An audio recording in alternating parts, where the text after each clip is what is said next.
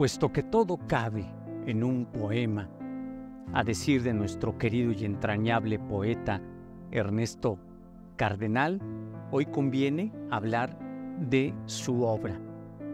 Dicho poeta, oriundo de Granada, en Nicaragua, aunque recaló en su primera enseñanza en la ciudad de León, también en Nicaragua, y de ahí me viene a la memoria y leo para ustedes este poema que entre 1949 y 1950 hizo los primeros en su vida, ya entrado en algunos años, por supuesto, y describía aquel mítico León de la siguiente manera.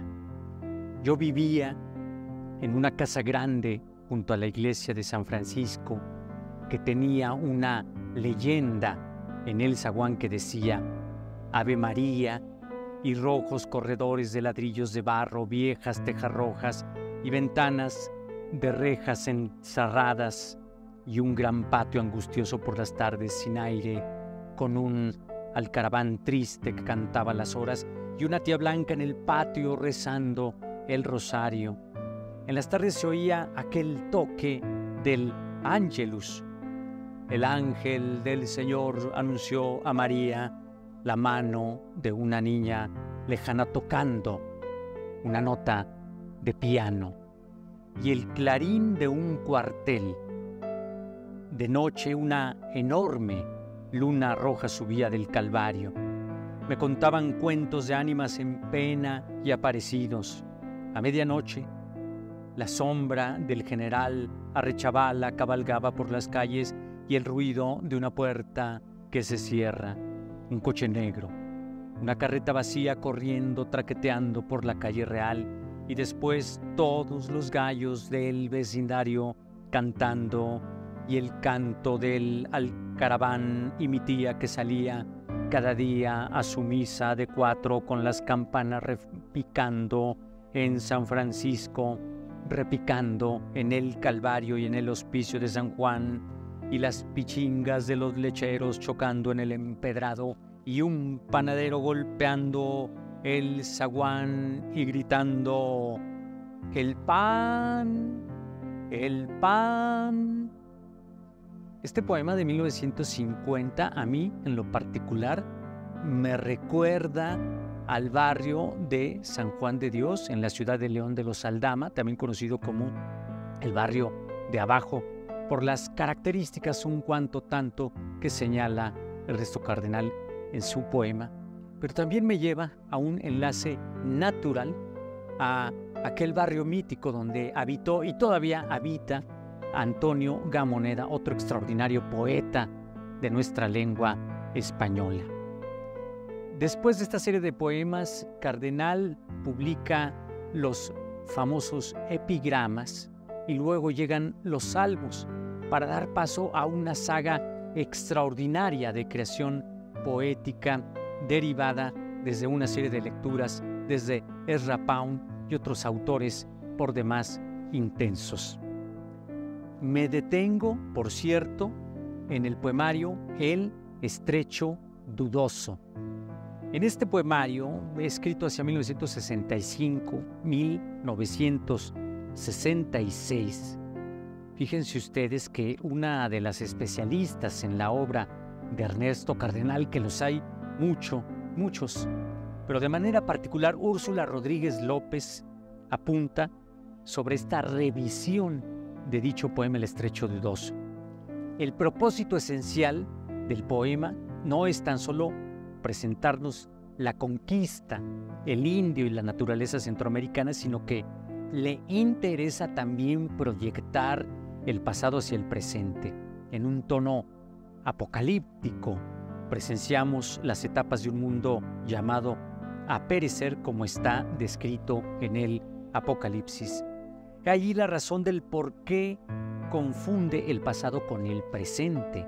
Al terminar con la erupción del volcán pretende ordenar el caos, unir pasado y futuro para profetizar que surgirá un sistema nuevo, semejante al que vivieron nuestros aborígenes. Hasta allí Úrsula Rodríguez López. Por cierto, El estrecho Dudoso da una afluente importantísima a partir de un prólogo, carta que escribió José Coronel Urtecho, otro de los portentos de la poesía nicaragüense, pero también hispanoamericana. Y Coronel Urtecho habla de manera significativa sobre esta modalidad actual de la poesía que ha reelaborado datos históricos. Esta carta prólogo, a propósito de este estrecho dudoso de José Coronel Urtecho, fue escrita para la edición de Madrid en 1966 y es una carta extensa que podríamos dividir en dos partes. No se las platico porque merece la pena que ustedes la busquen para que también recalen en el estrecho dudoso. Pero ahora, amigos, quiero detenerme a propósito de esto mismo, en cómo el núcleo, pues, y cito a José Coronel Urtecho, de nuestra historia y la semilla del poema son, a mi juicio, estas 5 líneas que a manera de estrofa o canción separada interrumpen el relato en el canto primero del poema citado. Halló el estrecho en Veragua, en la provincia de Mango que limita con Catay, pero el estrecho era de tierra, no era de agua. Esta figura mítica buscada por Hernán Cortés y otros adláteres que fueron literalmente a la exploración de estas tierras centroamericanas tan entrañables. Si en ese 1966, con la publicación del estrecho dudoso, un pequeñísimo tiempo anterior, León Felipe, extraordinario poeta español, que vino a radicar entre nosotros en México desde 1938 y hacia su muerte en 1968, escribe un poema que dedica a mi angélico amigo Ernesto Cardenal, que acaba de tomar las órdenes sacerdotales y ha venido a México a darme como regalo de Pascuas su primera bendición. Recordemos que Cardenal, muy joven, entra a estudiar a nuestra Universidad Nacional Autónoma de México, Letras, y después viaja a el monasterio de Santa María en Getsemaní, en Kentucky, en los Estados Unidos, donde entra a la Orden de la Trapa bajo la tutela de otro extraordinario ser humano y poeta de nombre Thomas Merton. Después de ahí recaló en la fundación en el Gran Lago de Nicaragua con la comunidad de Solentiname, un lugar por demás excelso que hoy en este espacio, sin lugar a dudas, lo aludimos de manera toral. Después recala para tomar las órdenes suficientes sacerdotales en Cuernavaca y se consagra en Colombia. De allí que León Felipe dijera esto de la primera bendición. Escribe El payaso, así intitula León Felipe este poema dedicado a Ernesto Cardenal, pero también recordando aquel extraordinario poemario del poeta español, El payaso de las bofetadas. He tenido que llegar a la vejez para averiguar que el poeta es un payaso. El payaso, el gran payaso. ¿O el payaso es el poeta? ¿Cómo no me fijé antes? Le había hablado alguna vez del salto mortal que da el payaso, del doble salto mortal, hasta del triple salto mortal había hablado. Pero no había pensado jamás que el payaso podía dar el gran salto inmortal. ¿Cómo? ¿Cómo? ¿Qué ha dicho usted? He dicho el gran salto inmortal. ¿El gran salto inmortal? Sí, señor.